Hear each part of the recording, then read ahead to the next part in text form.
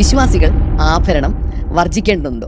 ഞങ്ങളുടെയൊക്കെ ചെറുപ്പത്തിൽ ആഭരണത്തെക്കുറിച്ച് അങ്ങനെ അധികം ഡിസ്കസ് ചെയ്യുന്നത് കേട്ടിട്ടില്ല. അന്നത്തെ പ്രധാന ടോപ്പിക് എന്ന് പറയുന്നത് സ്നാനമായിരുന്നു. സ്നാനം, ശിശു സ്നാനം, വിശ്വാസ സ്നാനം, മുതിർന്ന സ്നാനം, ഇങ്ങനെയുള്ള സ്നാനത്തെക്കുറിച്ചുള്ള ടോപ്പിക്കായിരുന്നു അന്ന് ഭയങ്കരമായിട്ട് ചർച്ച ചെയ്തുകൊണ്ടിരുന്നത്. പിന്നീട് പോകെ പോകെ എല്ലാവർക്കും മനസ്സിലായി സ്നാനം ശരിയാണെന്നുള്ളത്. ഇൻക്ലൂഡിങ് അച്ഛന്മാർ വരെ അത് മനസ്സിലാക്കി. അനേകരത് രഹസ്യമായിട്ട് സ്നാനപ്പെടാൻ തുടങ്ങി. അനേകർ യോർദാനിൽ പോയി സ്നാനപ്പെട്ടു, എന്നിട്ട് വീണ്ടും പള്ളിയിൽ തന്നെ നിൽക്കുന്നു. അങ്ങനെ രഹസ്യമായി സ്നാനപ്പെട്ട അനേകരെ ഞാൻ കണ്ടുമുട്ടിയിട്ടുണ്ട്.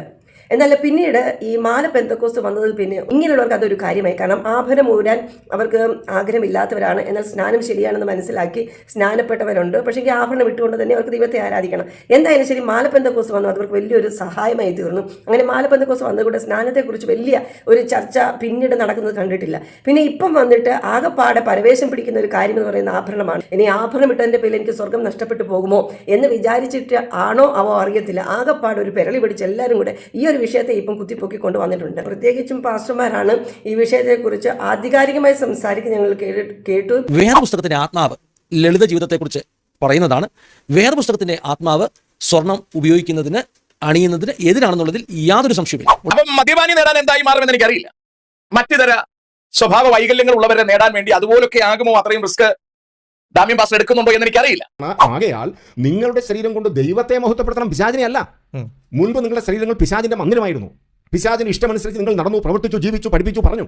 എന്നാൽ ഒരു വിശ്വാസിയുടെ ഭാഗത്ത് നിന്നുകൊണ്ട് ആഭരണത്തെക്കുറിച്ച് ഞങ്ങൾ എന്താണ് മനസ്സിലാക്കിയിരിക്കുന്നത് എന്നുള്ളതാണ് ഞങ്ങളുടേതായ ബുദ്ധിയിൽ നിന്നുകൊണ്ട് ദൈവവചനത്തിന്റെ വെളിപ്പാടിൽ ഇന്ന് ഞങ്ങൾ സംസാരിക്കാൻ ആഗ്രഹിക്കുന്നു. ആഭരണം ശരി എന്ന് പറയുന്ന പെന്തക്കോസ്തുകാരുണ്ട്, ആഭരണം തെറ്റാണെന്ന് പറയുന്ന പെന്തക്കോസ്തുകാരുണ്ട്. അല്ല, ഇനി ആഭരണം ഇട്ടാലും കുഴപ്പമില്ല, അവർ വന്നോട്ടെ, നിന്നോട്ടെ, സ്നാനപ്പെട്ടോട്ടെ, കർത്തൃമേശ എടുത്താലും കുഴപ്പമില്ല, അത് വിലക്കാൻ ഞങ്ങൾ ആരുമല്ല എന്ന് പറഞ്ഞ് രക്ഷപ്പെടുന്ന സോ കോൾഡ് പെന്തക്കോസ്തുകാരെയും ഞങ്ങൾ കണ്ടിട്ടുണ്ട്. ഇതിന്റെ എല്ലാ മധ്യത്തിൽ കൂടെ ജീവിച്ചു പോകുന്ന ഒരു കൂട്ടം നിഷ്കളങ്കരായ അല്ലെങ്കിൽ വേർപെട്ട് അവരുടെ ഇടയിൽ തന്നെ ജീവിക്കുന്ന അനേകം പെന്തക്കോസ്തുകാരുമുണ്ട്. അത് കേരളത്തിൽ മാത്രമല്ല, ലോകത്തിന്റെ എല്ലാ ഭാഗത്തും ഉണ്ടെന്നുള്ളത് ഞങ്ങൾ നന്നായി കണ്ടുവരും, അനുഭവിച്ചുവരുമാണ്. അതുകൊണ്ട് തന്നെ ഞങ്ങൾക്ക് പറയാനുള്ളത്, ഒരു ഉപദേശത്തിൽ ഉറപ്പുണ്ടായിരിക്കണം.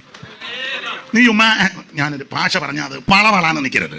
തീർത്ത് കാര്യം പറയണം. ചർച്ച അസംബ്ലി തീർത്ത് പറയണം. ഇടാമോ ഇടാൻ പാടില്ലയോ തീർത്ത് പറ. അത് ഏത് ശരി ഏത് തെറ്റെന്നുള്ളത് നന്നായി ജനത്തെ പഠിപ്പിച്ച് മനസ്സിലാക്കണമെന്നുണ്ടെങ്കിൽ ആദ്യം ആ സത്യം പാസ്റ്റർമാർ നന്നായിട്ട് അറിയണം. കാരണം വേദികൾ ലഭിക്കുന്നത് അവർക്കാണ്. അതുകൊണ്ട് തന്നെ അവർ ആ സത്യം മനസ്സിലാക്കിയെങ്കിൽ മാത്രമേ ജനത്തെ ആ രീതിയിൽ നന്നായി പഠിപ്പിച്ചെടുക്കാൻ പറ്റുകയുള്ളൂ.